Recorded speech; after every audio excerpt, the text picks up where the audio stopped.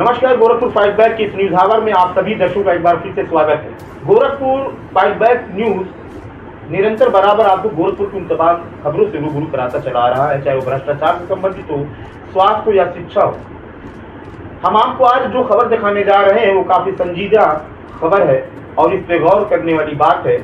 गौर करने वाली बात इसलिए है कि जो जमीन लोग अलल खैर के नाम से सुन्नी वक्फ बोर्ड को जो लैंडलॉर्ड हुआ करते थे, जो राजा हुआ करते थे, जो गरीबों मिस्किनों के उत्थान के लिए वो जमीन दी जाती थी कि उनको बेच करके किसी काम में या उसको एग्रीमेंट करके या संस्था के साथ मिलकर उसके साथ में कोई निर्माण कार्य करके उससे आने वाले किराए से गरीब मिस्किन लोगों का भला हो। उसी क्रम में गोरखपुर के अंदर सुन्नी वक्फ बोर्ड गोरखपुर उत्तर प्रदेश के चेयरमैन अदनान फारूक अली शाह, जो गोरखपुर के निवासी हैं और गोरखपुर वक्फ नंबर 67 के मुतवल्ली। वक्फ नंबर 67 में बहुत सी ऐसी बेशकीमती जमीनें हैं जो इस वक्त एकदम से गायब हो गई। चाहे तो किसी बड़े बिल्डर को बिक गई, चाहे तो किसी खास को दे दिया गया, चाहे तो किसी आम को दे दिया गया, लेकिन किसी गरीब, किसी मुफलिस या किसी बड़े उत्थान के लिए उस जमीन का कोई भी इस्तेमाल नहीं किया गया।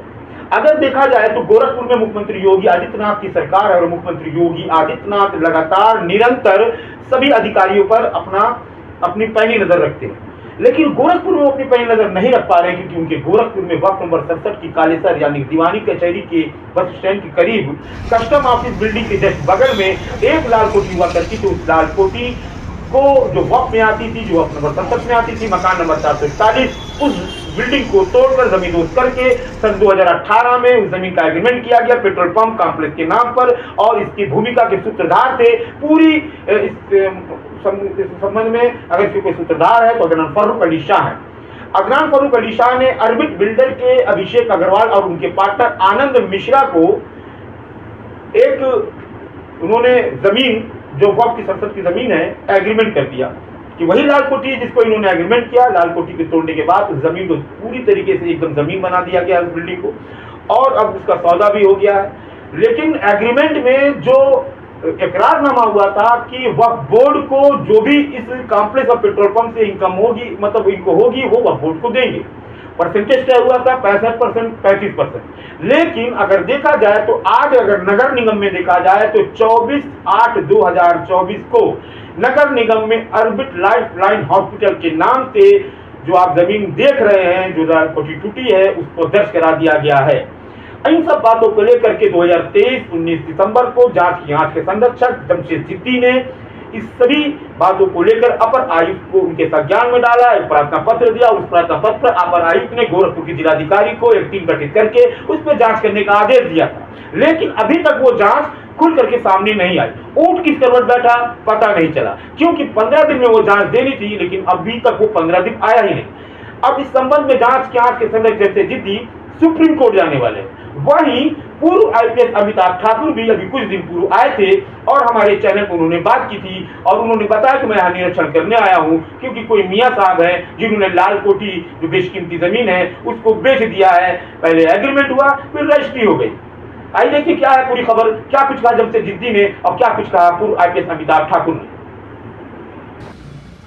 अमिताभ ठाकुर जी हैं, आज गोरखपुर आपका निरीक्षण था और अपने पार्टी के सदस्यों के साथ आपकी मीटिंग थी। पूर्व आईपीएस अमिताभ ठाकुर को कौन नहीं जानता है। ये मोहताज नहीं है किसी फंसाने के, ये मोहताज है ज़माने के।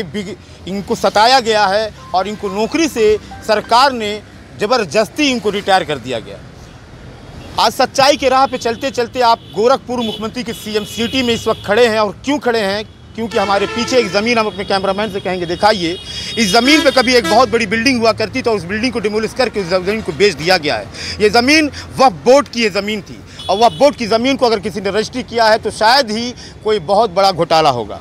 हमारे साथ आईपीएस अमिताभ ठाकुर जी, हम पूछेंगे सर आज आपको यहाँ पे बुलाया गया, जांच की जो है जमशेद सिद्दी ने इसकी जांच के लिए शासन प्रशासन को भेजा है, लेकिन अभी तक इस चीज़ का कोई नवैयत निकल के नहीं आया कि आखिरकार इस ज़मीन पर कौन से बिल्डर ने इस ज़मीन को लिया है। सर आपका हमारे Gorakhpur fight back news channel में स्वागत है। सर आज आप यहाँ निरीक्षण करने के लिए आए थे, एक ज़मीन आपने देखा वक्फ से संबंधित है, वक्फ को ख़त्म करने की भी बात की जा रही है, क्या कहना चाहेंगे सर आप?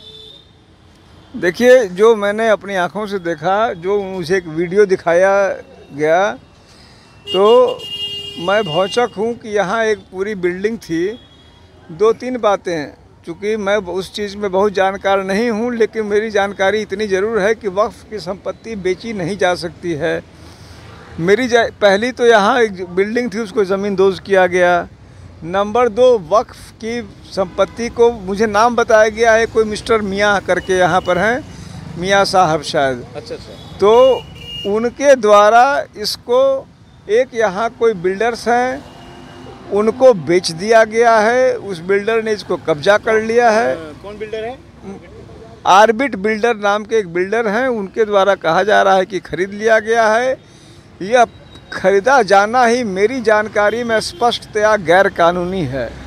मुझे यह भी बताया गया है कि इन समस्त तथ्यों से यहाँ का शासन, यहाँ का प्रशासन पूर्णतया अभिज्ञ है, उनकी पूरी जानकारी में है। इसके बाद भी शासन प्रशासन जानबूझ के मौन है, खामोश है, क्योंकि जो खरीदने वाले लोग हैं उनको सरकार की सरपरस्ती है। आश्चर्य इस बात का है कि आप समझ लीजिए, वह गोरखपुर जहाँ के मुख्यमंत्री 24/7 भ्रष्टाचार विरोध और न जाने क्या, और जैसे अजय देवगन एक फिल्म में कहता था कि I hate crime, I hate criminals, उसी तरह से योगी जी जो है 24 घंटा उसी डायलॉग का हिंदी रूपांतरण कहते हैं, मैं अपराध से घृणा करता हूँ, मैं अपराधियों से घृणा करता हूँ। उन्हीं की ज़मीन पे, उनके यहाँ यह अपराध हो रहा है। न तो अपराध पे कार्रवाई हो पा रही है, न अपराधी पे कार्रवाई हो रही है। आपने दिसंबर 2023 में गोरखपुर के अपर आयुक्त को एक प्रार्थना पत्र दिया था और अपर आयुक्त ने एक जांच बैठाई थी। मियाँ साहब मुतवल्ली जो वक्फ बोर्ड नंबर 67 के मुतवल्ली हैं, एक ज़मीन है कालेसर जो सिविल लाइन में पड़ती है और 23,100 वर्ग फुट की ये ज़मीन है। और ज़मीन को लोग बता रहे हैं कि रजिस्ट्री वगैरह भी हो गई है, पहले करारनामा हुआ। क्या कुछ मामला है, क्या आप जानते हैं इसके बारे में? जैसे वक्फ की जो ज़मीनें होती हैं, वक्फ अलल खैर जी, उसका सीधा सा मुद्दा ये रहता है कि आपको दान की हुई ज़मीन मिली और दान की हुई ज़मीन अल्लाह मालिक की रहती है, ठीक है ना। उस पर किसी को अधिकार नहीं रहता अपनी ज़मीन कह लेने का। लेकिन कुछ जगहों पर मियाँ साहब के द्वारा ज़मीनों को कहीं कहीं अपना नाम चढ़ा दे रहे हैं, कहीं अपनी अलल औलाद की ज़मीन बता रहे हैं, जबकि नवाब आसिफुद्दौला साहब ने जो ज़मीन दी वो टोटली दान की हुई ज़मीन है। मियाँ साहब के पास उससे पहले कोई ज़मीन जायदाद थी नहीं। और रोशन अली शाह साहब को ज़मीन मिली, फिर उनके वहाँ से मियाँ साहब केयर टेकर के रूप में आ गए, जबकि इनको शादी भी नहीं करना था। इन लोगों ने शादी ब्याह सब कुछ कर लिया, जिसमें शर्त रखी गई थी कि उसमें शादी नहीं करना है। लेकिन उसके बाद कुछ ज़मीनों को इन्होंने पहले बिल्डर एग्रीमेंट कराया ऑर्बिट बिल्डर वगैरह के नाम से, फिर बाद में उसी ज़मीन को इन्होंने बेच दिया, माने रजिस्ट्री ज़मीन की कर दिया, जो अपने आप में एक गलत भी है और सवाल भी पैदा करती है। जब दान की हुई ज़मीन थी तो आपने उसको बेचा क्यों? उस पर एक जांच गठित हुई, राजस्व की टीम की कमिश्नर साहब के आदेश पर गठित की गई।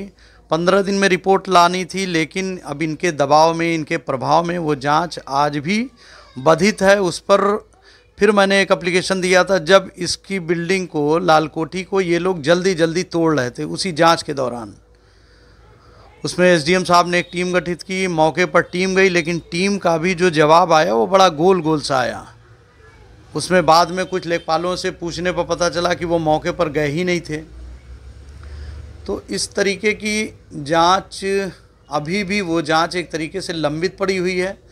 और अगर इसमें कोई तथ्य सामने उभर के नहीं आएगा और जांच क्लियर नहीं होगी तो मैं इस पर अब सीधा सुप्रीम कोर्ट का दरवाज़ा खटखटाने के लिए बाध्य हूँ।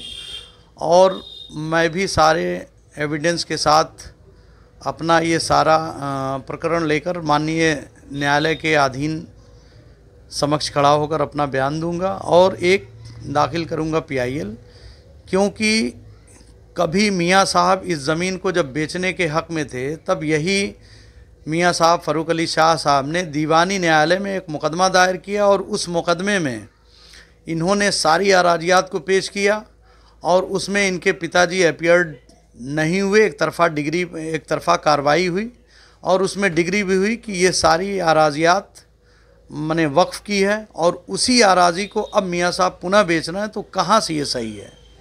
जबकि दीवानी न्यायालय में इन्होंने खुद कहा कि ये वक्फ़ की जायदाद है, जब इनके पिताजी उसको बेचने की कोशिश में लगे हुए थे। उस वक्त मियाँ साहब ने बचाया, आज मियाँ साहब उसको बेच रहे हैं। ये तो समझ में नहीं आ रहा ना कि मियाँ साहब आखिर प्रॉपर्टीज़ को बेच क्यों रहे हैं, जब ये सारी प्रॉपर्टी वक्फ अलल खैर है। आगे की प्रक्रिया तो आपने सब कुछ बता दी।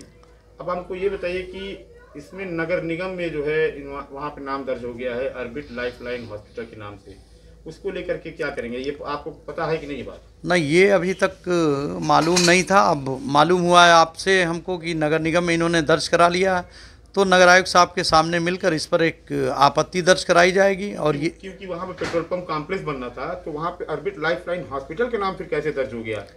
ये करारनामे में है जो दस्तावेज हमारे पास में जो हमें पता चला है। पहले तो बिल्डर एग्रीमेंट लोगों ने कराया। एग्रीमेंट में ये कहा गया है कि कॉम्प्लेक्स पेट्रोल पंप बनाया जाएगा, लेकिन अब उस एग्रीमेंट के विपरीत जा रहे हैं ये लोग। अब उस एग्रीमेंट के विपरीत ये इसीलिए जा रहे हैं कि उन्होंने ज़मीन रजिस्ट्री करा लिया है। यानी कि ऑर्बिट कंपनी और गजाला शाह इन लोग की मिली भगत से एक बड़ा जो है घोटाला हुआ है। उसी के पर्दाफाश के लिए तो हमने शिकायत किया था, उस पर आज तक रिपोर्ट पेंडिंग है। अच्छा, क्या नाम आपका है? मेरा नाम मोहम्मद जमशेद जिद्दी है और जांच की आंच के मुख्य संरक्षक भी हैं हम। बहुत बहुत शुक्रिया। तो आपने देखा कि पूर्व आईपीएस अमिताभ ठाकुर ने क्या कुछ कहा है। वहीं जमशेद जिद्दी अब सुप्रीम कोर्ट जाने वाले हैं इस प्रकरण को लेकर के। एक दिलचस्प बात तो ये है कि अगर उस ज़मीन पर अदनान फर्रुख निसाम मुतवल्ली उस ज़मीन पर कोई बच्चों की स्कूल जो सभी वर्ग सभी धर्म के बच्चों के लिए हो, जो गरीब बच्चे हों, जो स्कॉलरशिप नहीं पा पाते हों, जिनके पास इतना पैसा नहीं हो कि बड़े बड़े स्कूलों में अपना एडमिशन करा पाएँ, टेक्निकल चीज़ों को लेकर के उस स्कूल के अंदर उस मैदान के अंदर एक संस्था बना देनी चाहिए थी। इतना ही नहीं, गोरखपुर में एक सीतापुर आई हॉस्पिटल हुआ करता था जो अब ख़त्म होने के कगार पे है। अगर उस ज़मीन पे एक आँख का अस्पताल खोल दिया जाए या वक्फ की कोई भी ऐसी ज़मीन बेशकीमती ज़मीन है उस पर इस तरह का काम किया जाए तो समाज के लोगों को, गरीब तबके के लोगों को उससे काफ़ी मदद मिलेगी। वक्फ की संपत्ति को लेकर हम एक खबर आपको जल्द ही और दिखाएंगे जो करजहा में है। जीएन गोइका के पास में वो ज़मीन है जिसका भूमाफियाओं ने बंदर बाट करके उसको अपने नाम चढ़ा लिया है। तब तक के लिए मुझे इजाज़त दीजिए। गोरखपुर से मैं शाहिद खान।